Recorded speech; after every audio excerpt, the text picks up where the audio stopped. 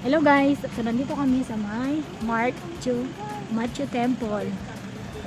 Machu Temple is a Taoist temple to the Chinese sea goddess Mazu, located on Quezon Avenue in Barangay 2, San Fernando, La Union in the Philippines. It was built in 1977 by the group of Filipino-Chinese devotees under the leadership of D.K. Hayo and with the support of former Tourism Secretary Jose Diaz Pera. So yan yung short description ng Machu Temple guys. So ito nga yung huling gala namin ng taong 2024, kasama namin yung aking mga pamangkin at si ate. So ayan no, nag-i-enjoy kami kasi napakaganda yung lugar at talagang para kang nasa China. Tignan nyo naman, di ba? Nakakatuwa yung itsura at saka yan no, ang gandang magpa-picture dyan sa malaking pinaka-frame, wall frame. Tanaw yung magandang tanawin dun sa baba. Tapos ayan, umakyat pala ako dun sa taas kasi marami din tao dun sa taas at saka mas maganda din yung view. Ayan no, yung mga kuha namin. So ayan, nag-enjoy talaga kami. Yan yung first destination na napuntahan namin nung kami pumunta sa La Union last year. End of the year gala. Ayan no. So madami din kami mga souvenir na photos. Tapos yan, may mga nabutan din kami na ibang mga tourist na nandito. Ayun ang laking tambol. Tapos tingnan nyo guys dyan sa lobo. Tingnan nyo yung ceiling niya.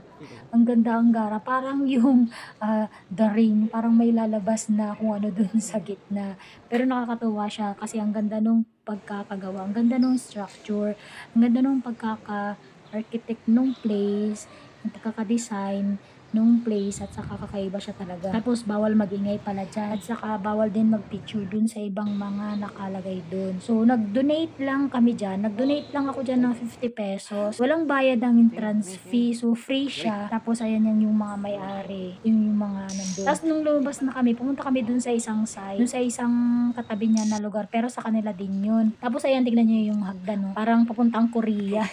Siyempre may posing tas picture. So ang nag-video pala niya time na yun ay semester. Ayan, may dress code din pala sila. Tapos yan yung pinaka-meaning ng Machu Temple yung nakadikit dun sa wall. Tapos ayan na guys. So, diba, nakakatuwa yung pasyal namin dyan. Kahit nasiksik kami sa sasakyan. Sulit yung aming gala, year-end gala nung time na yan. Ayun, may malit pa sila na pan. Tapos may mga pagkaliit-liit na isda. Kita nyo ba? Tapos ayan, meron kaming entry ng aking pamangkin. Diba?